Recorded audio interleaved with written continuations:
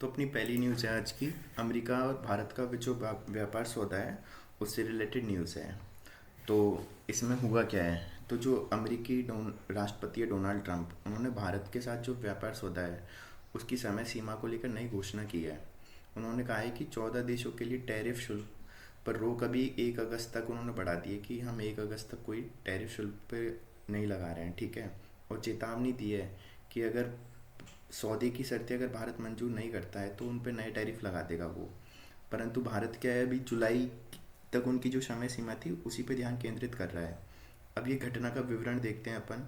तो ट्रम्प था ना, उसने इनिशियली 2 दिन की समय सीमा दी थी और उन्होंने, परंतु अब उसको क्या है, जो समय सीमा है ना उसको 1 अगस्त तक बढ़ा दिया। अब सिंपल सी बात है, तो वो कह रहा है कि भारत तो कह रहा है कि अगर हमारे हित में नहीं होंगे तो हम आगे नहीं बढ़ेंगे। और यह घोषणा कब आई है, जब अमेरिकी राष्ट्रपति के एक पत्र मतलब प्रकाशित किया था उन्होंने। तो 14 देशों को उच्च टैरिफ की चेतावनी दी थी उसमें। अब भारत क्या है, जो मिनी ट्रेड डील है उसी की उम्मीद जता रहा है अभी भी, पर उस पर कोई सहमति नहीं बनी है। अब ये इसके प्रमुख बिंदु क्या थे, तो उन्होंने कहा है कि अभी टैरिफ पर रोक है। तो ट्रंप ने 1 अप्रैल को टैरिफ पर रोक लगाई थी जो 8 जुलाई तक थी, पर है ना अब उसको 1 अगस्त तक बढ़ा दिया है। फिर इसमें 14 देश हैं कि इनके साथ हम है ना टैरिफ बढ़ा देंगे। तो उसमें जापान था, कजाकिस्तान था, तुर्की था, दक्षिण कोरिया था, मलेशिया, ये सारे देश थे, ठीक है। अब इनको क्या है, 26% टैरिफ से राहत दी गई है, ठीक है। अब भारत की स्थिति क्या है इसमें, तो भारत को क्या है, टैरिफ से छूट नहीं मिली थी।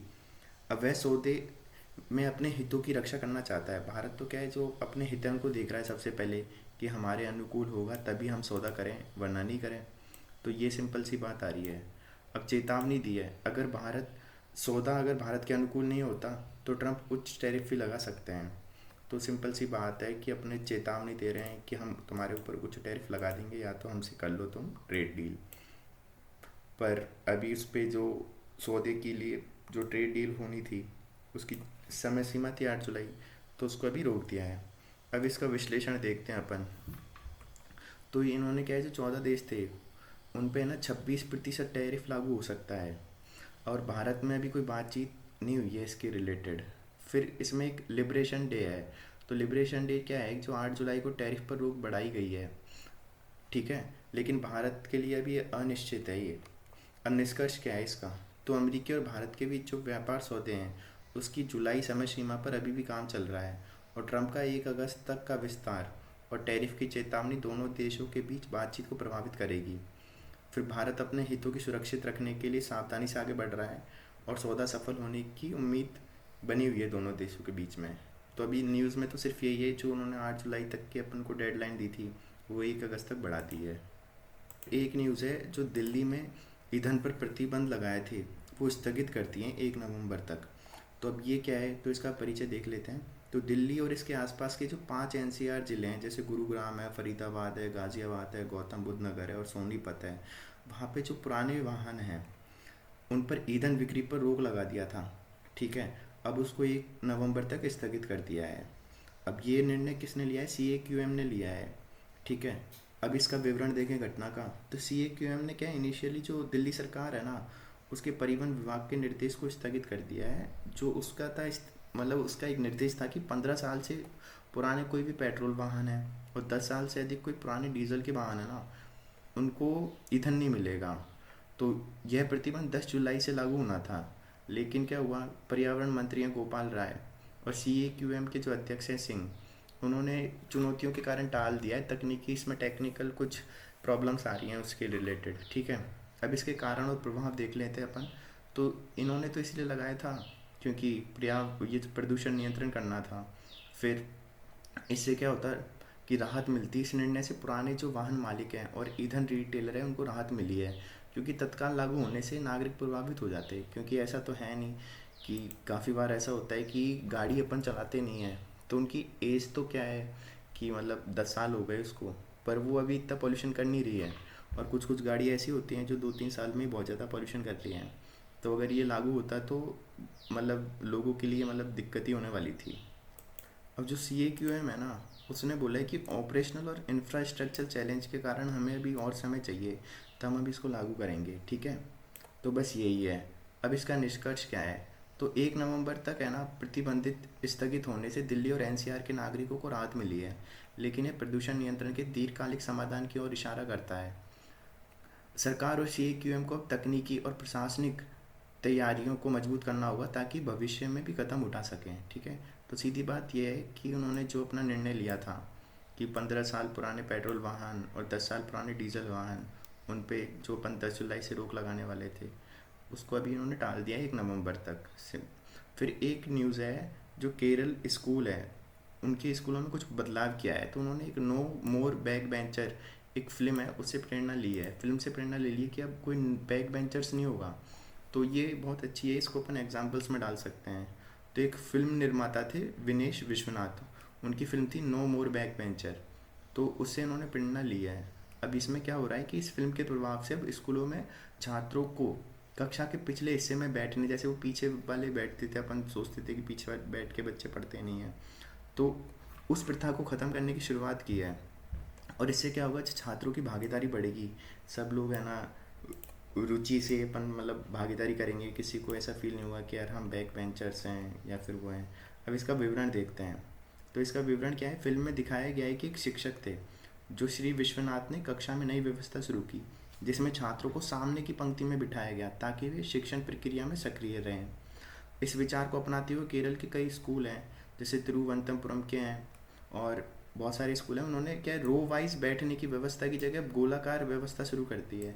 कि पहले तो रो वाइज बैठते थे कि एक आगे फिर एक पीछे फिर एक उसके पीछे, तो ऐसे क्या है बच्चे बहुत पीछे बैठने लग गए, तो फिर वो बैक बेंचर कहलाने लग जाते हैं, फिर उन पर ध्यान नहीं दिया जाता है। तो अब उनको क्या है, रो वाइज बिठाने की जगह गोलाकार बिठा रहे हैं। तो गोलाकार में बिठाने से क्या होगा कि कोई पीछे नहीं है, सब सामने ही है टीचर के। तो बस यही है, इसका प्रभाव क्या होगा, तो शिक्षा में सुधार होगा। ठीक है, तो इससे क्या होगा, शिक्षक और छात्रों के बीच बेहतर संपर्क होगा। फिर एक ये पायलट प्रोजेक्ट की तरह शुरू किया गया है, तो तिरुवनंतपुरम में प्रयोग शुरू किया गया है और पूरे राज्य में अब लागू करने की योजना बना रहे हैं। ठीक है, तो बस यही है। फिर इससे क्या होगा, तो जो श्री विश्वनाथ है, उन्होंने कहा है कि इससे छात्रों की जो पढ़ाई में रुचि बढ़ेगी और पिछली पंक्ति के छात्रों की जो उपेक्षा थी, जो उनमें एक हीन भावना होती थी, वो ख़त्म हो जाएगी। ठीक है, सिंपल सी बात ये है। तो अपन को ये डालना है एग्जाम्पल कि कहीं इनिशिएटिव हो रहे हैं, तो अपन बताएंगे नो मोर बैक बेंचर। ठीक है, फिर अपन अगला देखते हैं। तो अगला है, कर्नाटक सरकार का केंद्र से जल परियोजनाओं के लिए मंजूरी और धन की मांग की गई है। अब इसका परिचय देखते हैं अपन। तो कर्नाटक सरकार ने क्या केंद्र सरकार से अपनी जो प्रमुख जल परियोजनाएं थी, जैसे थी, एक तो थी बेटी नाहोल, फिर कलसा बांदूरी और अपर भद्रा, इनके लिए धन और मंजूरी की मांग की है। ठीक है, तो ये एक बैठक हुई थी जल शक्ति मंत्रालय के जो मंत्री हैं CR पाटिल उनके साथ। तो इसमें क्या है, उन्होंने इसके ऊपर मतलब महत्वपूर्ण क्या है चर्चाएं हुई है। अब इस घटना का विवरण देखते हैं। तो विवरण क्या है कि कर्नाटक सरकार ने केंद्र से अपर भद्रा परियोजना के लिए 5,300 करोड़ और कलसा बांदुरी परियोजना के लिए मंजूरी मांगी है, जो क्रमशः मध्य और उत्तरी कर्नाटक में 2.25 लाख हेक्टेयर जमीन की सिंचाई और पेयजल आपूर्ति सुनिश्चित करेंगी। ठीक है, इसके अलावा सरकार ने कृष्णा जल विवाद अधिग्रहण और द्वितीय के फैसले को अधिसूचित करने की मांग की है, जो उत्तरी कर्नाटक में बड़े पैमाने पर सिंचाई को बढ़ावा देगा। अब इस मुद्दे पर भी सभी सांसदों की एक बैठक भी मानसून सत्र से पहले आयोजित की जाएगी, ताकि केंद्र पर दबाव बनाया जा सके कि भाई हमको पैसा दो और हमें मंजूरी दो इन प्रोजेक्ट्स के लिए। अब इसके लिए चुनौतियाँ क्या हैं और मुद्दे क्या हैं।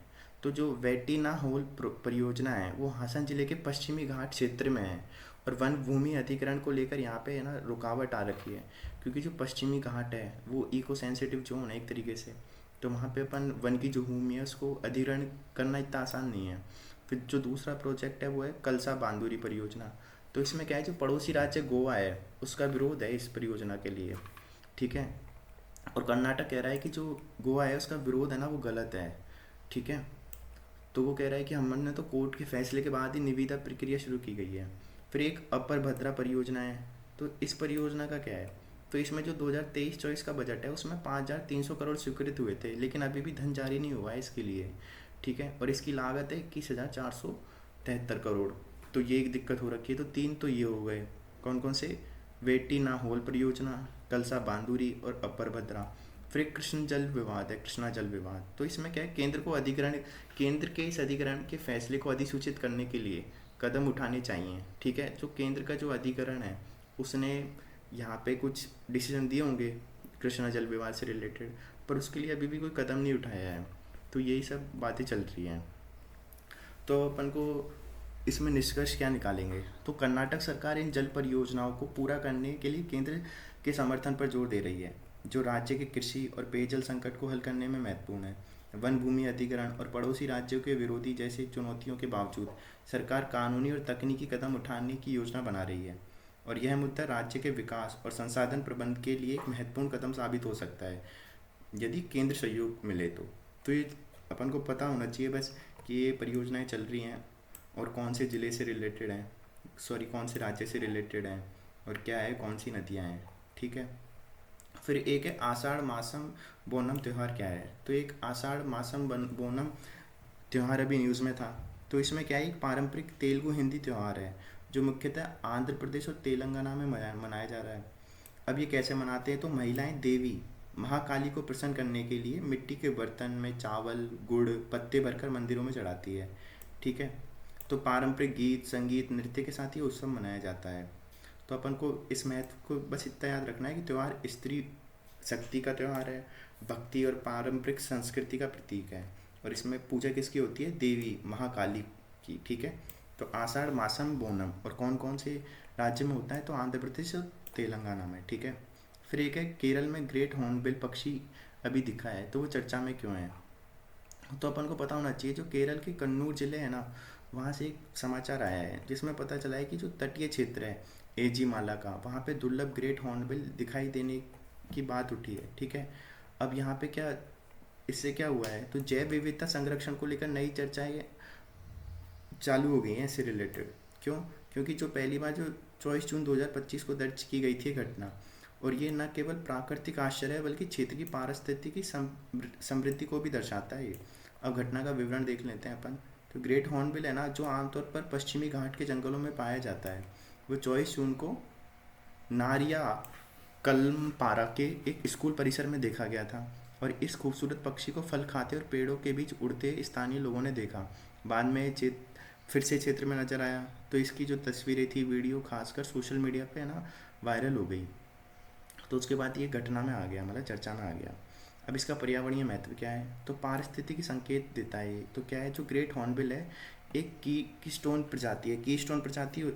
तो इसके कारण क्या है, जिसका होना जंगल के स्वास्थ्य का सूचक है, और तटीय क्षेत्र में दिखना बताता है कि एजीमाला में प्राकृतिक आवास और भोजन के स्रोत अब भी मौजूद हैं। फिर ये कह रहा है कि शांत घाटी से संबंधित, तो विशेषज्ञों का मानना है ये पक्षी शायद शांत घाटी जो साइलेंट वैली है वहाँ से आया है, जैसे संरक्षित क्षेत्र से भटक कर यहाँ पहुँचा है, जो जैव विविधता का एक महत्वपूर्ण केंद्र है। ठीक है, फिर तटीय परिस्थिति की, तो ये घटना दर्शाती है कि तटीय क्षेत्र जो मानव गतिविधियों से प्रभावित हैं अभी भी वन्य जीवों के लिए सुरक्षित हो सकते हैं यदि संरक्षण किया जाए। तो ये इसका महत्व है। तो अपन को तो ग्रेट हॉर्नबिल आ गया, तो अपन को पहले तो पता होना चाहिए कीस्टोन है, फिर इसका महत्व क्या है अपन वो बता सकते हैं। ठीक है, अब संरक्षण की मांग और चुनौतियाँ क्या हैं, तो एक तो मानव खतरा, जैसे वन कटाई हो गए, शहरीकरण हो गए, कृषि विस्तार हो गया, इसके कारण इस प्रजाति का प्राकृतिक आवास खतरे में है। ठीक है, जैसे एजीमाला में मौजूदगी संरक्षण की तत्काल जरूरत को रेखांकित करती है, क्योंकि यार इसका घर तो कहाँ पे, पश्चिमी घाट में, अब वहाँ से ये एजीमाला में आया है, तो ये अपन को इंडिकेशन दे रहा है कि यार इनका जो प्राकृतिक आवास है वही खतरे में आ गया है। फिर जागरूकता और नीति, तो स्थानीय समुदाय और पर्यावरणविद सरकार इस क्षेत्र को संरक्षित करने और सख्त पर्यावरण नीतियाँ लागू करने की मांग कर रहे हैं। ठीक है, और दीर्घकालिक जोखिम है अगर इनका संरक्षण नहीं हुआ तो। ठीक है, तो ये संकटग्रस्त हो सकती हैं। अब विशेषज्ञों के विचार क्या हैं, तो एक विशेषज्ञ मंजू, उन्होंने कहा है कि घटना जैव विविधता की समृद्धि को दर्शाती है और संरक्षण के लिए प्रेरित करती है। फिर सुभाष करके एक जो विशेषज्ञ, उन्होंने बोला है कि जो साइलेंट वैली है उसके आसपास के वन्यजीव संरक्षण की भी ज़रूरत पर जोर दिया जाए, आसपास के जो क्षेत्र हैं उनका भी वन्यजीव संरक्षण किया जाए वहाँ पे भी, ऐसा नहीं कि सिर्फ अपन उस पर्टिकुलर एरिया में ही कर रहे हैं। ठीक है, और सैयद कॉलेज के जो एक प्रोफेसर हैं, उन्होंने भी तटीय क्षेत्रों में संरक्षण के लिए निगरानी और नीति बनाने की सलाह दी है। अब इसका अंतर्राष्ट्रीय संदर्भ देखें तो IUCN ने इस प्रजाति को लुप्त प्राय सूची में डाला है। ठीक है, और संयुक्त राष्ट्र ने पर्यावरण संरक्षण के लिए वैश्विक प्रयासों की वकालत की है। ठीक है, अब निष्कर्ष तो अपन क्या ही देखें, तो अपन को तो पता ही है, अपन ने देख लिया इतना सब कुछ है। फिर बिहार के कैबिनेट ने महिलाओं के लिए नौकरी में कोटा डोमिसाइल को अनिवार्य कर दिया है। अब ये क्या है, तो इसका पहले तो अपन विवरण देखते हैं। तो बिहार की जो कैबिनेट है उसकी बैठक हुई जिसकी अध्यक्षता उनके वहाँ के मुख्यमंत्री नीतीश कुमार उन्होंने की थी, और उसमें निर्णय लिया कि केवल बिहार की स्थानीय महिलाएं ही 35% आरक्षण का लाभ ले सकेंगी। और पहले क्या था, राज्य के बाहर की महिलाएं भी इस कोटे के लिए आवेदन कर सकती थी, लेकिन क्या कर दिया, नई नीति से सीमित कर दिया है और इसको और सख्त कर दिया है। ठीक है, अब इसका प्रभाव क्या होगा, इससे सशक्तिकरण होगा। एक तो यह निर्णय बिहार की महिलाओं को सरकारी नौकरियों में प्राथमिकता देकर उन्हें सशक्तिकरण को बढ़ावा देना है। फिर स्थानीय लाभ होंगे, केवल बिहार की निवासी महिलाओं को ही कोटे में लाभ मिलेगा। ठीक है, और यहाँ पे एक चुनावी प्रभाव भी होगा, क्योंकि यह निर्णय आगामी विधानसभा चुनावों से पहले लिया गया है, जो मतदाताओं को खासकर महिलाओं को प्रभावित कर सकता है। ठीक है, तो अपन को बस इतना याद रखना है कि उन्होंने ऐसा जो एक डिसीजन लिया है कि उन्होंने डोमिसाइल को बना दिया क्राइटेरिया, कि जो आरक्षण देंगे महिलाओं को नौकरियों में राज्य की, वहाँ पे डोमिसाइल को अनिवार्य पात्र बनाया है। ठीक है, बस ये अपन को याद रखना है। फिर है आगे चलें अपन, तो एक है बिहार में मतदाता सूची संशोधन, एक गंभीर बदलाव। तो अब ये क्या है SIR। तो बिहार में चुनाव आयोग जो ECI था उसके द्वारा स्पेशल इंटेंसिव रिवीजन मतदाता सूची को अपडेट करने का एक अभियान है ये। ठीक है, तो ये एक अभियान चला है, इसके तहत जो सामान्य अपडेट माना जा रहा है, लेकिन ये वास्तव में एक बड़ा बदलाव ला रहा है। तो पहले तो इसे एक सामान्य अपडेट मान रहे थे कि यार ये नॉर्मल अपडेट, ये कोई बड़ी चीज़ नहीं है। ठीक है, पर ये बड़ा बदलाव है। इसका मकसद क्या है, इस प्रक्रिया का उद्देश्य दोहरा प्रवेश यानी डुप्लीकेट एंट्रीज, मृत मतदाताओं को हटाना, अयोग्य मतदाताओं की पहचान करना और नए पात्र मतदाताओं को शामिल करना है। ठीक है, इसमें बदलाव और चुनौतियाँ क्या हैं, तो नए दस्तावेजों की मांग है पहले तो 2003 की मतदाता सूची में शामिल मतदाताओं को अब अपने नागरिकता साबित करने के लिए नए दस्तावेज जमा करने पड़ेंगे सबसे पहले, तो जिसमें जन्म प्रमाण पत्र हो गए, स्कूल छोड़ने का प्रमाण पत्र हो गया, ज़मीन के कागजात हो गए, तो ये सब उनको अब देने पड़ेंगे। फिर जो ग्रामीण इलाके में ज़्यादातर लोगों के पास जन्म प्रमाण पत्र ही नहीं है। ठीक है, तो ये एक बड़ी दिक्कत है। फिर दस्तावेजों की कमी है। अब इसमें क्या है, जो बिहार के 60% मतदाता है ना, अपनी पहचान साबित करने के लिए नए दस्तावेज जमा करने हैं, लेकिन क्या है, जो गरीब हैं, मुस्लिम हैं, प्रवासी मजदूर हैं, उनके पास तो ये दस्तावेज ही नहीं है।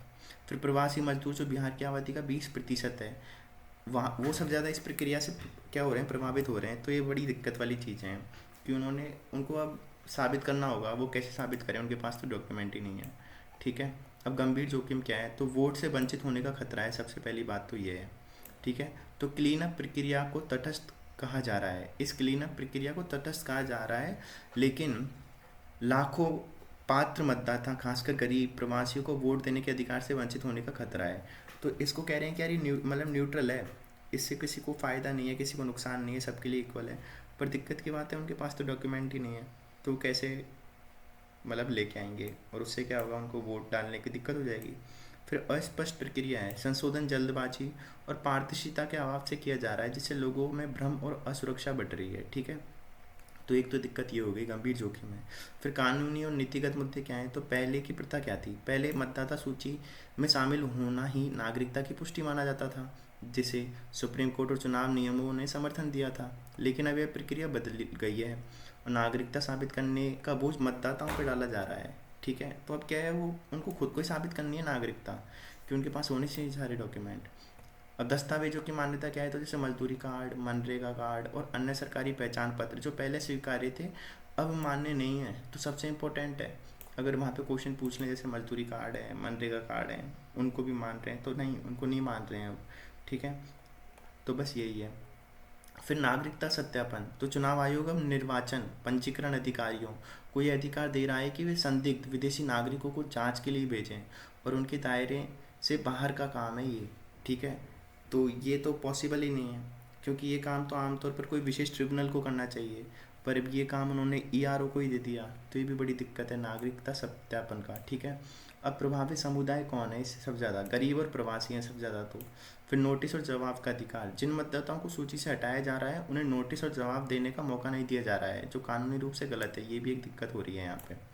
निष्कर्ष क्या है इसका, तो बिहार में मतदाता सूची का यह संशोधन सतह पर एक सामान्य अपडेट लगता है, लेकिन वास्तव में नागरिकता और वोटिंग अधिकारों की परिभाषा को बदल रहा है। इससे लाखों पात्र मतदाताओं को वंचित होने का खतरा है, जो चुनाव प्रणाली की अखंडता संवैधानिक मूल्य के खिलाफ है।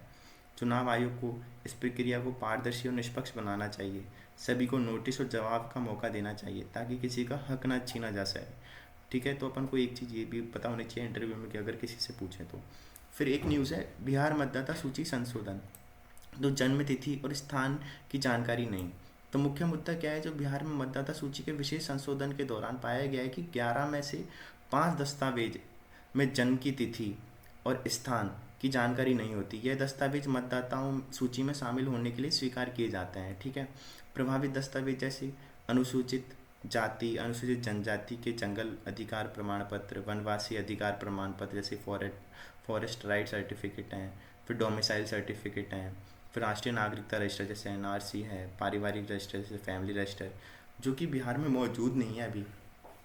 अब इसमें निर्वाचन आयोग की क्या भूमिका है, तो निर्वाचन आयोग है ना, उसने कहा है कि इन दस्तावेजों को मतदाता सूची में शामिल होने के लिए स्वीकार किया जाता है, लेकिन इनमें जन्म की तिथि और स्थान का उल्लेख नहीं होता।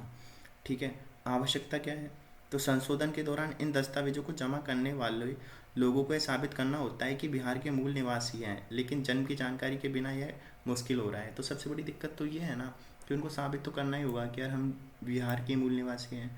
अब जब उनकी डेट ऑफ बर्थ ही नहीं है तो उनके लिए दिक्कत है ये सब साबित करना। अब इसकी स्थिति और चुनौतियाँ क्या हैं, तो फॉर्म जमा करना। तो जैसे चापरा जिले के 500 फॉर्म वितरित किए गए, जिनमें से 185 फॉर्म भरे गए हैं सिर्फ। इनमें से केवल 10% फॉर्म में जरूरी दस्तावेजों का समर्थन था, जैसे स्कूल छोड़ने का प्रमाण पत्र वगैरह। 90% लोगों ने कहा है कि उनके पास जन्म तिथि साबित करने वाले दस्तावेज नहीं है और उन्होंने डोमिसाइल सर्टिफिकेट के लिए आवेदन किया है। ठीक है, फिर दस्तावेजों की कमी है, जैसे स्थानीय लोगों ने बताया कि उनके पास पैन कार्ड या अन्य दस्तावेज नहीं है। ठीक है, जो जन्म की तिथि दिखाएं। ठीक है, फिर कांग्रेस के जो स्थानीय नेता हैं उन्होंने भी कहा है कि राज्य सरकार ने जन्म तिथि साबित करने के दस्तावेजों को अनिवार्य नहीं किया, जिससे परेशानी हो रही है अभी। ठीक है, समाधान और सुझाव क्या हो सकते हैं इसके, तो शपथ पत्र। अगर दस्तावेज उपलब्ध नहीं है तो निर्वाचन आयोग ने शपथ पत्र या मतदाता या फिर माता पिता रिश्तेदार की गवाही को स्वीकार करने की अनुमति दे देनी चाहिए। ठीक है, फिर बूथ लेवल ऑफिसर जैसे बीएलओ को इस शपथ पत्र की जांच करने और इसे स्वीकार करने की जिम्मेदारी दी गई है। फिर चुनाव आयोग का रुख क्या है, तो चुनाव आयोग ने कहा है कि अगर जन्म तिथि और स्थान की जानकारी नहीं है तो इसे मतदाता सूची में शामिल करने के लिए स्वीकार किया जा सकता है, बशर्ते अन्य साक्ष्य हों। ठीक है, तो निष्कर्ष क्या आता है इसका, इस पूरी न्यूज़ का, तो बिहार में मतदाता सूची संशोधन के दौरान दस्तावेजों में जन्म तिथि स्थान की कमी एक बड़ी चुनौती बन रहा है। ठीक है, कई लोगों के पास दस्तावेज नहीं होने से उनकी मतदाता सूची में शामिल होने की प्रक्रिया में देरी हो रही है। निर्वाचन आयोग शपथ पत्र अन्य साक्ष्यों के आधार पर इसे हल करने की कोशिश कर रहा है, लेकिन स्थानीय लोगों और विपक्ष दलों का कहना है कि सरकार को इस समस्या का स्थायी समाधान निकालना चाहिए। तो सिंपल सी बात है कि यहाँ पे भी वही दिक्कत हो रही है, जो उनका मूल निवास है कि वो बिहार का है नहीं है, पर उनके पास पर्याप्त डॉक्यूमेंट नहीं है। फिर भारत का जो निर्वाचन आयोग है, भारत निर्वाचन आयोग का बिहार में विशेष संशोधन, विवाद और कानूनी पहल। तो ये एक वो आया था, क्या बोलते हैं ना उसको, आर्टिकल बोल लो या फिर, ठीक है। तो इसमें क्या बोला है कि जो भारत निर्वाचन आयोग ने बिहार में नवंबर 2025 में होने वाले विधानसभा चुनावों से पहले मतदाता सूची में विशेष गहन संशोधन का आदेश दिया है। इस कदम को लेकर राजनीतिक दल, खासकर जो विपक्ष ने आपत्ति जताई है और उनका आरोप है कि यह मतदाताओं को अयोग्य ठहराने की साजिश है। और इस बीच सुप्रीम कोर्ट में भी कई याचिकाएं दायर हुई हैं, जिससे क्या हो रहा है, इस अभ्यास के पीछे के मकसद और वैधता को चुनौती देती है। अब घटना का विवरण देखते हैं अपन। तो ईसीआई ने बिहार में मतदाता सूची को संशोधित करने का फैसला लिया है, जो चुनाव से कुछ महीने पहले किया जा रहा है। विपक्ष का कहना है कि यह कदम मतदाताओं को अयोग्य ठहराने के लिए है, खासकर कि तब जब चुनाव नज़दीक है। इस संशोधन की प्रक्रिया पर सवाल उठाए जा रहे हैं। इसे संविधान के अनुच्छेद 326 के तहत वयस्क मताधिकार के सिद्धांत के खिलाफ बताया जा रहा है। तो अपन को पता होना चाहिए कि अब जो अपना वोटिंग से रिलेटेड कौन कौन से आर्टिकल हैं। तो एक तो अनुच्छेद 326 है, जो भारतीय संविधान के अनुच्छेद में कहा गया है कि लोकसभा और विधानसभा के चुनाव वयस्क मताधिकार के आधार पर होंगे। हर वयस्क नागरिक को वोट देने का अधिकार है, बशर्ते कुछ विशिष्ट आधारों पर अयोग्य ना हो। फिर एक जो जन प्रतिनिधित्व अधिनियम है 1950, उसकी धारा 21 के तहत मतदाता सूची तैयार करने और संशोधन की प्रक्रिया तय की गई है। इसके लिए योग्यता तिथि निर्धारित की जाती है। फिर योग्यता के आधार पर, जैसे सॉरी, इसमें अयोग्यता के आधार भी बताएं, जैसे कि मानसिक अस्वास्थ्य है जिसे कोर्ट द्वारा घोषित किया गया हो, धारा 11A जो रिप्रेजेंटेशन ऑफ पीपल एक्ट है 1951 उसमें बताया गया है इनकी अयोग्यता। ठीक है। फिर 18 वर्ष से कम आयु है, और या फिर निर्वाचन क्षेत्र में सामान्य निवास ना होना, तो ये किस में बताया, ये भी आरपी की धारा 19 में बताया है, और 19 और 20 में। फिर एक अनुच्छेद 324 है जो संविधान का अनुच्छेद ईसीआई के चुनाव प्रक्रिया मतदाता सूची तैयार करने की शक्ति देता है। सुप्रीम कोर्ट ने इसे रिजर्वायर पावर कहा है, जो मुक्त और निष्पक्ष चुनाव सुनिश्चित करने के लिए आवश्यक है, हालांकि शक्ति कानून के दायरे में ही प्रयोग की जानी चाहिए। तो अपन को ये सारे जो आर्टिकल हैं और ये वाली शक्तियाँ हैं इनके बारे में पता होना चाहिए कि ये शक्तियाँ क्या हैं, इनके बारे में सीधे पूछ सकते हैं या तो मेंस में, प्री में, या फिर इंटरव्यू में। फिर विवाद और सुप्रीम कोर्ट का रुख क्या है, तो विपक्ष का आरोप है, विपक्ष कह रहा है कि ईसीआई का एक कदम चुनाव से पहले मतदाताओं को प्रभावित करने के लिए है। फिर सुप्रीम कोर्ट का निर्णय क्या है, तो 1978 में जो मोहिंदर सिंह गिल केस है उसमें कोर्ट ने कहा है कि ईसीआई को कानून के अनुसार ही काम करना होगा। जहाँ कानून मौजूद नहीं है वहाँ अनुच्छेद 324 के तहत शक्ति का उपयोग किया जा सकता है, लेकिन ये विवेकपूर्ण होनी चाहिए। तो ये अपन को ये एक तो केस का पता होना चाहिए कौन सा है, मोहिंदर सिंह गिल केस है। ठीक है, 1978 का। फिर संशोधन की प्रक्रिया क्या है, तो धारा 21 1950 आरपीए के तहत चुनाव से पहले संशोधन की अनुमति है, लेकिन इसके पीछे का मकसद पारदर्शी होना चाहिए। तो ये विवाद है और सुप्रीम कोर्ट के रुख ये हैं। ठीक है। अब इसका निष्कर्ष क्या है, तो एसीआई का बिहार में मतदाता सूची संशोधन का आदेश चुनावी प्रक्रिया को प्रभावित करने वाला कदम माना जा रहा है। संविधान और आरपीए के प्रावधानों के तहत ये शक्ति वैध है, लेकिन इसके पीछे के मकसद और समय को लेकर सवाल उठ रहे हैं। सुप्रीम कोर्ट में लंबित याचिकाएं इस मुद्दे पर अंतिम फैसला तय करेंगी, जो निष्पक्ष चुनाव सुनिश्चित करने में महत्वपूर्ण होगी। तो ये सारी चीज़ें अपन को पता होनी चाहिए। अभी बिहार के जो चुनाव हैं उससे पहले जो निर्वाचन आयोग की भूमिका है उसके बारे में सवाल उठ रहे हैं उससे रिलेटेड। फिर एक विटामिन डी की कमी, एक सार्वजनिक स्वास्थ्य चुनौती, तो एक ये आर्टिकल आया है द हिंदू में, तो इसको देखते हैं। फिर एक न्यूज़ है विटामिन डी वाली, तो इसमें समस्या क्या है, तो भारत में विटामिन डी की कमी एक गंभीर सार्वजनिक समस्या स्वास्थ्य बन गई है। विशेषज्ञों का कहना है कि ये कमी देश भर में फैली हुई है और इसके कारण स्वास्थ्य समस्याएं हो रही है। अब इसमें क्या हुआ है, तो इसमें अभी कुछ एक वेबिनार हुआ है, उसमें क्या है, इससे रिलेटेड जो मुद्दे हैं उस पर बात हुई है। तो इसमें स्थिति और प्रभाव देखते हैं। तो आंकड़ों में बताया है कि 20% लोग मौखिक रूप से ली गई विटामिन डी की गोलियों या सप्लीमेंट को ठीक से अपने शरीर में अवशोषित कर पा रहे हैं, वरना नहीं कर पा रहे हैं। इसके अनुसार भारत के ज़्यादातर लोग 90% विटामिन डी की कमी से जूझ रहे हैं। कारण क्या है, आधुनिक जीवन शैली में लोग धूप से कम समय बिता रहे हैं, धूप में सबसे पहली बात तो ये। फिर सनस्क्रीन का इस्तेमाल करते हैं, घर में अंदर ज़्यादा रहते हैं, विटामिन डी का स्तर कम होता जा रहा है। ठीक है। विशेषज्ञों का कहना है कि सूर्य का प्रकाश, सनलाइट, विटामिन डी का अच्छा स्रोत है, लेकिन इसका फ़ायदा उठाने में लोग चूक जाते हैं।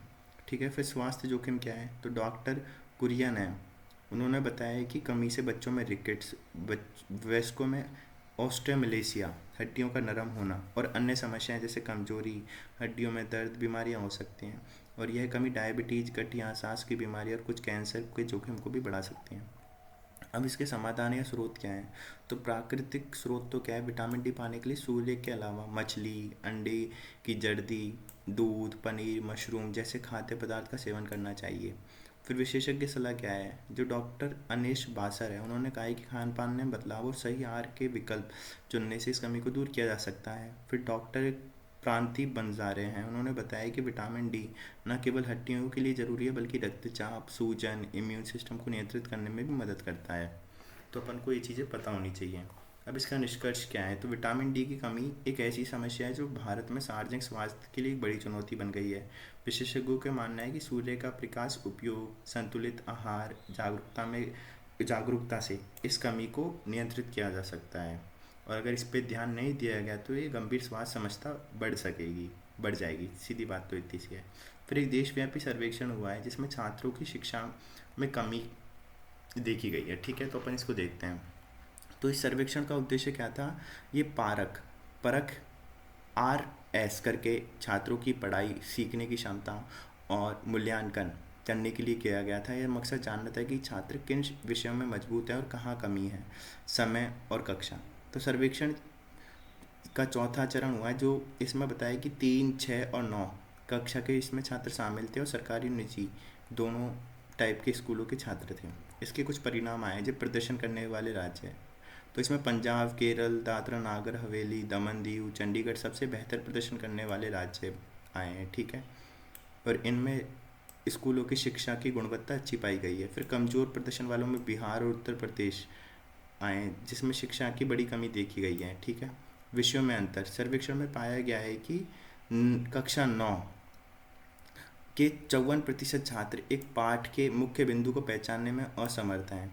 फिर गणित और भाषा जैसे विषयों में बड़े अंतर देखे गए हैं जो शिक्षा प्रणाली में कमजोरी को दिखाते हैं। फिर कक्षावार विश्लेषण देखें तो कक्षा 3, 6, 9 इन कक्षाओं में 74,229 स्कूल और 781 जिलों से डेटा एकत्र किया गया है। गणित, विज्ञान, सामाजिक विज्ञान, भाषा जैसे विषयों में छात्रों की समझ का परीक्षण किया गया है। कक्षा 3 में 2 लाख के आसपास शिक्षक और स्कूल प्रमुखों ने इसमें भाग लिया है। हिमाचल प्रदेश और केरल ने इस कक्षा में बेहतर प्रदर्शन किया है। कक्षा और 6 और 9 में सर्वेक्षण में पाया गया है कि इन कक्षाओं में छात्रों में बुनियादी ज्ञान की कमी है, खासकर गणित और भाषा में, ठीक है। फिर विषयवार प्रदर्शन देखें तो गणित में कक्षा 6 में 38% छात्रों ने सवाल जवाब देने में दिक्कत है, जैसे कि मौसम, चंद्रमा, सितारों और पौधों के चक्र को समझने में। फिर कक्षा 9 में 68% छात्र समूह में सवाल हल कर सकें। तो 68% छात्र ना समूह में सवाल हल कर सकें, लेकिन जो 69% ने पैटर्न और संख्याओं को समझने में दिक्कत की है, ठीक है।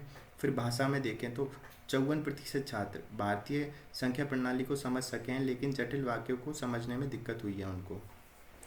तो ये सब अपन को पता चला है इनके। तो इसका निष्कर्ष और सुझाव देखें तो शिक्षा में कमी है, ठीक है। सर्वेक्षण से पता चला है कि छात्रों में बुनियादी सीखने की कमी है, खासकर गणित और भाषा में, ठीक है। तो ये अपनी जो शिक्षा प्रणाली और शिक्षण पद्धति पर सवाल उठाता है। फिर सुधार की ज़रूरत है। जो पंजाब, केरल जैसे राज्य से प्रेरणा लेकर अन्य राज्यों को भी बेहतर शिक्षण संसाधन और प्रशिक्षण देना होगा, ठीक है। और जागरूकता कैसे बढ़ाएं तो शिक्षकों और अभिभावकों को मिलकर काम करना चाहिए ताकि छात्रों की रुचि पढ़ाई में बढ़े और बुनियादी कौशल विकसित कर सकें, ठीक है। तो अपन को ये सब बताना चाहिए। फिर अगला है ऑटोमेटिव उद्योग में रेयर अर्थ मैग्नेट की कमी। तो मुख्य समस्या क्या है? ऑटोमेटिक उद्योग है, खासकर इलेक्ट्रॉनिक वाहन और हाइब्रिड कारों का निर्माण में रेयर अर्थ मैग्नेट की भारी कमी हो रही है। ये मैग्नेट इलेक्ट्रिक मोटर्स और अन्य महत्वपूर्ण हिस्सों में इस्तेमाल होते हैं। ज़्यादातर रेयर अर्थ मैग्नेट का उत्पादन आपूर्ति चीन से होती है, जो वैश्विक आपूर्ति का 80% से ज़्यादा नियंत्रित करता है। हाल ही के सालों में चीन ने निर्यात पर प्रतिबंध लगाए हैं, जिससे आपूर्ति में व्यवधान हुआ है। अब प्रभाव क्या है? तो उत्पादन में रुकावट। तो इससे क्या हुआ है? इस कमी के कारण इलेक्ट्रिक वाहन कंपनियों को उत्पादन में देरी का सामना करना पड़ रहा है, जिससे बाजार में मांग और आपूर्ति का संतुलन बिगड़ रहा है। फिर के लागत में वृद्धि। तो मैग्नेट की कीमतें बढ़ रही हैं, जिससे वाहनों की लागत भी बढ़ रही है। फिर वैश्विक चिंता क्या है? तो ऑटोमोटिव उद्योग के विशेषज्ञों का कहना है कि ये कमी लंबे समय तक बनी रही तो इलेक्ट्रिक वाहन क्रांति पर असर पड़ेगा, ठीक है। फिर संभावित समाधान क्या है? जो ऑस्ट्रेलिया से आयात कर सकते हैं। लेख में सुझाव दिया गया है कि ऑस्ट्रेलिया, जो रेयर अर्थ मेटल्स का बड़ा स्रोत है, वहाँ से इन मैग्नेट का आयात शुरू किया जाए। और ऑस्ट्रेलिया इन खनिजों का भंडार है, वह भारत जैसे देशों के साथ साझेदारी कर सकता है। फिर स्थानीय उत्पादन। तो भारत और अन्य देशों को अपने यहाँ रेयर अर्थ खनन प्रोसेसिंग शुरू करने पर ध्यान देना चाहिए। इससे आपूर्ति पर निर्भरता कम होगी, ठीक है। और वैकल्पिक तकनीक। कुछ कंपनियां मैग्नेट के बिना काम करने वाली तकनीकों पर शोध कर रही है, जैसे परमानेंट मैग्नेट फ्री मोटर्स, लेकिन अभी ये प्रारंभिक चरण में है। तो अपन के संभावित समाधान है, जैसे परमानेंट मैग्नेट फ्री मोटर्स हो गए, फिर स्थानीय उत्पादन और ऑस्ट्रेलिया से आयात। अब भारत की स्थिति देखें तो भारत में चिंता क्या है? भारत में इलेक्ट्रिक वाहन उद्योग तेज़ी से बढ़ रहा है, लेकिन रेयर अर्थ मैग्नेट की कमी से इस विकास में बाधा आ सकती है। सरकारी कदम क्या है? सरकार को इस समस्या को गंभीरता से लेने और ऑस्ट्रेलिया जैसे देशों के साथ सहयोग बढ़ाने की ज़रूरत है। साथ ही घरेलू स्तर पर R&D को प्रोत्साहित करना होगा। तो अपन को ये सब पता होना चाहिए, ये मैग्नेट क्या है, रेयर अर्थ मैग्नेट, और भारत में क्या है, कहाँ पे इनके स्रोत हैं, कहाँ से इनको आयात कर रहे हैं, कहाँ से निर्यात कर रहे हैं, वो सब। फिर आतंकी हमले और ऑनलाइन उपयोग। तो मुद्दा क्या है? मुद्दा है कि भारत में आतंकवादी गतिविधियों ने ऑनलाइन भुगतान सेवाओं, ई-कॉमर्स वेबसाइट, VPN का गलत इस्तेमाल किया है। फाइनेंशियल एक्शन टास्क फोर्स है, उसने अपनी रिपोर्ट में ये बताया है, ठीक है। अब इस रिपोर्ट में क्या पता चला है देखते हैं। तो यह रिपोर्ट टेररिस्ट फाइनेंसिंग रिस्क पर मंगलवार को प्रकाशित हुई है। इसमें प्रथम मामला पुलवामा हमले का है। तो ये घटना 14 फरवरी 2019 की है। जम्मू कश्मीर के पुलवामा में आत्मघाती हमला हुआ जिसमें सीआरपीएफ के 40 जवान शहीद हो गए। ऑनलाइन खरीद, जांच में पता चला है कि हमलावर ने अमेजन जैसे ई कॉमर्स प्लेटफॉर्म से एल्यूमिनियम पाउडर जैसी विस्फोटक सामग्री खरीदी थी। यह सामग्री आईईडी इम्प्रोवाइज्ड एक्सप्लोजिव डिवाइस बनाने में इस्तेमाल हुई है। ठीक है, तो अपन को पहली चीज़ तो ये पता चलना है। फिर दूसरा मामला था गोरखनाथ मंदिर हमला। तो 3 अप्रैल 2022 को उत्तर प्रदेश के गोरखनाथ मंदिर में एक सुरक्षाकर्मी पर हमला हुआ जिसमें आईएसआईएस की विचारधारा से प्रभावित एक व्यक्ति शामिल था। जांच में क्या पता चला है, इस मामले की जांच जो स्टेट एंटी टेरर स्क्वाड है एटीएस ने की है और पाया कि हमलावर ने ऑनलाइन भुगतान और वीपीएन का इस्तेमाल किया था। ठीक है, तो यहाँ पे पता चल रहा है कि ऑनलाइन का इस्तेमाल हो रहा है इन आतंकवादी गतिविधियों में। ठीक है, अब इसका दुरुपयोग, एफएटीएफ की चेतावनी क्या है? आतंकवादी e commerce platform, online market place, VPN का इस्तेमाल कर रहे हैं ताकि अपनी गतिविधियों को छिपा सकें। खतरा क्या है? ये प्लेटफॉर्म आतंकवादियों और अपराधियों के लिए एक मंच बन गए हैं जहाँ वे खरीद फरोख्त, फर्जी कंपनियाँ और पैसे धोने जैसे काम कर रहे हैं, जैसे मनी लॉन्ड्रिंग और ये सब। ठीक है, तो अपन को निष्कर्ष क्या है? ये रिपोर्ट दिखाती है कि आतंकवादी आधुनिक तकनीकों का उपयोग कर रहे हैं जिससे सुरक्षा एजेंसियों के लिए चुनौतियां बढ़ गई हैं। एफएटीएफ ने चेतावनी दी है कि आतंकवादी गतिविधियों को रोकने के लिए ऑनलाइन प्लेटफॉर्म पर नज़र रखना जरूरी है। जांच में पाया गया है कि आतंकवादी न केवल पैसे जुटाते हैं बल्कि विस्फोटक सामग्री भी ऑनलाइन खरीदते हैं, जो एक गंभीर खतरा है। ठीक है, फिर अगली न्यूज़ है मैक्रो का यूके और यूरोप के लिए आह्वान है। तो इसका मुख्य बिंदु क्या है? जो फ्रांसीसी राष्ट्रपति है इमैनुअल मैक्रोन, उन्होंने यूके और यूरोपीय देशों से अपील की है कि वे अमेरिका और चीन के साथ अपने संबंधों में जोखिम को कम करें। यह बयान उन्होंने लंदन में ब्रिटिश सांसद के सामने मंगलवार को अपने पहले दिन की यात्रा के दौरान दिया है। संवाद का संदर्भ क्या है?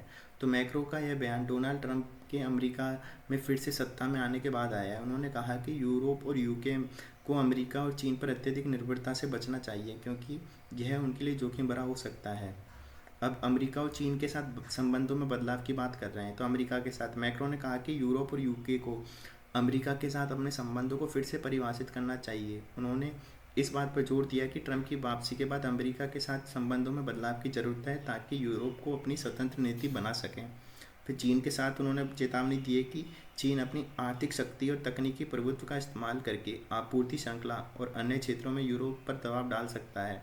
ठीक है, तो मैक्रो ने कहा कि यूरोप के लिए यह भी एक गंभीर खतरा है, इसे नज़रअंदाज नहीं किया जा सकता है। फिर जोखिम कम करने की रणनीति, तो उन्होंने बोला है स्वतंत्रता। मैक्रो ने जोर देकर कहा कि यूरोप और यूके को अमेरिका और चीन पर अपनी निर्भरता कम करनी चाहिए। उन्होंने इसे डी रिस्किंग, जोखिम कम करना का हिस्सा बताया ताकि वे अपनी सुरक्षा और आर्थिक स्थिरता सुनिश्चित कर सकें। फिर सहयोग, उन्होंने एंग्लो फ्रेंच सहयोग, यूके फ्रांस के बीच एक जैव विविधता की रक्षा पर जोर दिया। उनका मानना है कि दोनों देशों को मिलकर काम करना चाहिए ताकि पर्यावरण और प्राकृतिक संसाधनों की सुरक्षा हो सके।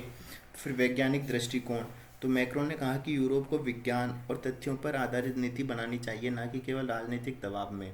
उन्होंने एकजुट होकर कार्बन तटस्थता, जीवाश्म ईंधन से मुक्ति की दिशा में काम करने की बात कही है। ठीक है, तो इन सब पे बात की है। फिर ब्रिटेन के साथ भविष्य की योजना पे उन्होंने बात की है कि द्विपक्षीय बैठक, मैक्रो ब्रिटिश प्रधानमंत्री कीर स्टारमर के साथ बुधवार को मुलाकात करेंगे। इस बैठक में दोनों नेता आपसी सहयोग पर चर्चा करेंगे। और फोकस क्षेत्र है, मैक्रो ने कहा कि वे पलायन, ऊर्जा, अंतरिक्ष, रक्षा सुरक्षा जैसे मुद्दों पर सहयोग बढ़ाने की कोशिश करेंगे। यह बैठक गुरुवार को होने वाले शिखर सम्मेलन का हिस्सा रहेगी। ठीक है, तो अपन को ये सब पता होना चाहिए कि जो फ्रांस के जो वहाँ के जो प्रधानमंत्री या राष्ट्रपति जो भी हैं, राष्ट्रपति इमैनुअल मैक्रोन, तो ये बात कर रहे हैं कि अमेरिका और चीन पर निर्भरता को कम करने का टाइम आ गया है। फिर जीन एडिट चावल परिचय। ठीक है, तो जीन एडिटेड चावल का परिचय, तो क्या है यह चावल? ठीक है, तो NIPGR के वैज्ञानिकों ने चावल के जीन को एडिट करके एक नई किस्म विकसित की है जो फॉस्फेट को बेहतर तरीके से अवशोषित कर सकता है और इससे पैदावार में वृद्धि होगी। मकसद क्या है? इस चावल का उद्देश्य खेतों में फॉस्फेट उर्वरकों को कम उपयोग के बावजूद अच्छी पैदावार सुनिश्चित करना, क्योंकि पारंपरिक रूप से इस्तेमाल होने वाले फॉस्फेट उर्वरक मिट्टी से बहकर खो जाते हैं या अवशिष्ट बन जाते हैं। तो सीधी बात है, फॉस्फेट के जो उर्वरक हैं उनके कम उपयोग के बावजूद अपन अच्छी फसल सुनिश्चित कर पाएंगे इसके द्वारा। ठीक है, अब तकनीक और प्रक्रिया क्या है, तो जीन एडिटिंग, वैज्ञानिकों ने चावल के जीन में बदलाव करके एक प्रोटीन को बेहतर बनाया है जो पौधे को मिट्टी से फॉस्फेट सोखने में मदद करता है। फिर क्रिस्पर कैस नाइन तकनीक, इस जीन एडिटिंग के लिए क्रिस्पर कैस नाइन तकनीक का इस्तेमाल किया गया है जो जीन में सटीक बदलाव करने की आधुनिक विधि है। इससे चावल की जड़ों ने फॉस्फेट को 20 से 30% तक बेहतर तरीके से अवशोषित करना शुरू कर दिया है। परिणाम क्या हुआ है इसका, प्रयोगशाला में परीक्षण के दौरान जीन एडिटेड चावल ने सामान्य चावल की तुलना में 40% अधिक फॉस्फेट अवशोषित किया है और पैदावार भी बढ़ी है।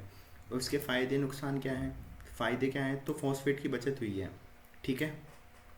फिर उच्च पैदावार हुई है और पर्यावरण में संरक्षण में भी मदद मिली है। चुनौतियाँ क्या हैं, तो परीक्षण चरण में ही है, सबसे पहली बात तो यही है इसमें, ठीक है।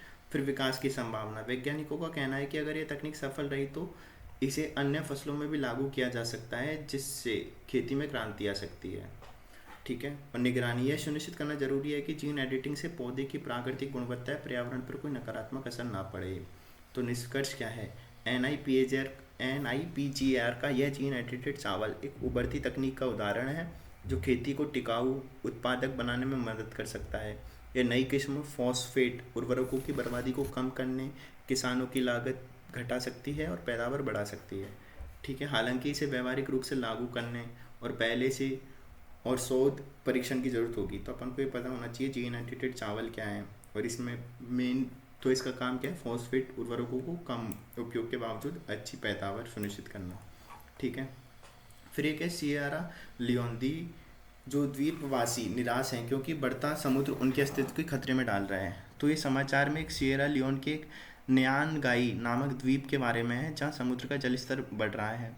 इससे वहाँ के लोगों का जीवन बहुत कठिन हो गया है। द्वीप की ज़मीन समुद्र में समा रही है जिससे घर, स्कूल और बुनियादी ढांचे नष्ट हो रहे हैं। तो अपन को पता होना चाहिए ये कहाँ पर है और कौन सी जगह है, ठीक है। तो अपन को मैपिंग में इसका पता होना चाहिए कि ये वाला जो द्वीप है ये न्यूज़ में रहा है। फिर ट्रंप और नेतन्याहू ने ईरान हमले को लेकर विजय यात्रा निकाली, ठीक है। तो क्या हुआ है, इजराइल के जो प्रधानमंत्री है बेंजामिन नेतन्याहू ने अमेरिका के राष्ट्रपति डोनाल्ड ट्रंप को नोबेल शांति पुरस्कार के लिए नामांकित किया है। और यह नामांकन उन्होंने ईरान के परमाणु ठिकानों पर किए गए संयुक्त हमलों के बाद नेताओं की विजय यात्रा के दौरान किया है। नेतन्याहू ट्रंप ने व्हाइट हाउस में अपने सलाहकारों के साथ डिनर किया है और वहाँ पे ईरान हमले की सफलता पर चर्चा की, ठीक है। नेतन्याहू ने कहा है कि ट्रंप एक समय में एक क्षेत्र में शांति स्थापित कर रहे हैं, ठीक है। नेतन्याहू ने नोबेल शांति पुरस्कार नामांकन का पत्र ट्रंप को दिया और कहा कि यह बहुत महत्वपूर्ण है। ट्रंप ने जवाब में कहा वे दुनिया हमसे सम्मान के साथ पेश आते हैं क्योंकि वे इजराइल और हमें सम्मान देते हैं, ठीक है। तो पृष्ठभूमि और विवाद क्या है, तो नेतन्याहू की तीसरी वाशिंगटन यात्रा थी। हालांकि यह यात्रा सफल मानी गई है लेकिन इसे गाजा और हमास के खिलाफ इजराइल के युद्ध और संघर्ष को ख़त्म करने के लिए ट्रंप की भूमिका पर उठते सवालों ने प्रभावित किया है। तो सीधी बात है, कुछ नहीं है, बस दोनों बातचीत कर रहे हैं और जो ट्रंप है उसको नोबेल पीस प्राइज़ के लिए कह रहे हैं नेतन्याहू कि इनको मिलना चाहिए। फिर Oxford Big Read Global challenge क्या है, तो शुरुआत ऑक्सफर्ड यूनिवर्सिटी प्रेस ने Oxford Big Read Global challenge नामक एक नई पहल शुरू की है। इसका मकसद पढ़ने और साक्षरता को बढ़ावा देना है। उद्देश्य तो एक वैश्विक प्रतियोगिता है जो स्कूल के छात्रों को पढ़ने की आदत डालने, उनकी साहित्यिक क्षमताओं को विकसित करने में मदद करता है। यह पहल शिक्षा को प्रोत्साहित करने के लिए इंक्लूसिव प्रयास है, ठीक है। तो इसमें क्या है, छात्रों को पढ़ने की आदत डाल रहे हैं सबसे बड़ी बात तो, और उनकी साहित्यिक क्षमताओं की को विकसित करने में मदद कर रहे हैं। इसका ढांचा क्या है, तो इसका ढांचा है भाग लेने वाले। यह प्रतियोगिता कक्षा 1 से 9 तक के छात्रों के लिए खुली है। इसमें भारत के साथ साथ कोलंबिया, मैक्सिको, जापान, दक्षिण कोरिया जैसे देशों के स्कूल भी शामिल हैं, ठीक है। तो जैसे कक्षा 1 से 3 में तो छात्रों को एक नई किताब की कवर डिज़ाइन करनी होगी जिसमें किताब का शीर्षक, लेखक, चित्र, 2 वाक्य शामिल होने चाहिए। कक्षा 4 से 6 में छात्रों को किताब के बारे में रोचक लिखना होगा जिसमें शीर्षक, लेखक, कहानी का प्रकार, स्थान, मुख्य पात्र और ये सब लिखने होंगे। और कक्षा 7 से 9 वाले छात्रों को ऑक्सफोर्ड यूनिवर्सिटी प्रेस की किताब की आलोचनात्मक समीक्षा लिखनी होगी, ठीक है। अब ये प्रक्रिया में छात्रों को अपनी प्रविष्टियाँ स्कूलों के शिक्षकों के माध्यम से जमा करनी होंगी। कोई भी व्यक्तिगत आवेदन स्वीकार नहीं किया जाएगा इसमें, ठीक है। फिर महत्वपूर्ण तिथियाँ और ये सब हैं, तो अपन को पता होना चाहिए ऐसा कोई इन्होंने स्टार्ट किया है programme, Oxford Big Read Global Challenge. ठीक है, बस इतना ही इसमें जानना है और तो जानकारी जरूरत नहीं है। फिर आगे चलें, जिरिम बम हत्या मामला। तो एनआईए की भूमिका, तो घटना क्या थी? वह घटना 2024 में मणिपुर के जिरीबम जिले में हुई, जब 11 नवंबर को सशस्त्र उग्रवादियों ने कुकी जो समुदाय की एक महिला जोसांग किम और उनके परिवार के 6 अन्य सदस्यों की हत्या कर दी। यह घटना जातीय संघर्ष के उफान के दौरान हुई है, ठीक है। तो स्थान, तो हत्या सेंट्रल रिजर्व पुलिस फोर्स की एक पोस्ट के पास हुई जहां उग्रवादियों ने हमला किया। मणिपुर हाई कोर्ट के आदेश क्या है? अदालत का निर्देश है कि मणिपुर हाई कोर्ट ने एनआईए को इस मामले में प्रगति रिपोर्ट जमा करने का आदेश दिया है। यह आदेश 7 सदस्यीय पीठ के मुख्य न्यायाधीश अहंताम विमोल सिंह और अन्य न्यायाधीशों द्वारा सुनाया गया है, ठीक है। पीआईएल, यह मामला एक सार्वजनिक रुचि याचिका के जरिए उठाया गया है जिसमें स्थानीय लोग और संगठनों ने जांच की मांग की है, ठीक है। तो अपन को पता होना चाहिए जिरेम बम अभी जो घटना हुई है ये क्या है, और अपन को एनआईए के बारे में पता होना चाहिए कि एनआईए क्या करती है क्या नहीं करती। बस इतना ही है। फिर एक डीप टेक करके न्यूज़ में था। तो डीप टेक क्या है? डीप टेक एक ऐसी तकनीक है जो ऐसी तकनीकी नवाचार की प्रक्रिया है जो मौजूदा तकनीकों को दोबारा पैक करने के बजाय नए और मूल तकनीकों को शून्य से विकसित करती है। यह लंबे समय के सोच, प्रयोग और तकनीकी विशेषज्ञता पर आधारित है। उदाहरण जैसे बैटरी तकनीक वाली कंपनियां जैसे BYD, जो शुरुआत में केवल असेंबली नहीं बल्कि इंजीनियरिंग और नवाचार में निवेश करती है, डीप टेक का एक अच्छा उदाहरण है। अब डीप टेक के अगर वो 5 आधार पूछ लेगा अगर मेंस में, तो डीप टेक को सफल बनाने के लिए 5 महत्वपूर्ण आधारों की बात की गई है। एक तो उत्पाद मानसिकता होनी चाहिए, फिर एक R&D का कल्चर होना चाहिए, ठीक है। तकनीकी गहराई होना चाहिए, ठीक है। तकनीकी विशेषज्ञता और हाथों हाथ अनुभव, खासकर संस्थापकों में जो तकनीकों को समझे और उसका निर्माण कर सकें। तो यह है तकनीकी गहराई। फिर शैक्षिक और पारिस्थितिकी तंत्र होना चाहिए अच्छा, और सरकारी नीतियाँ भी होना चाहिए, ठीक है। तो अपन को ये सब पता होना चाहिए डीप टेक क्या है। तो ये सबसे इम्पोर्टेंट न्यूज़ हैं।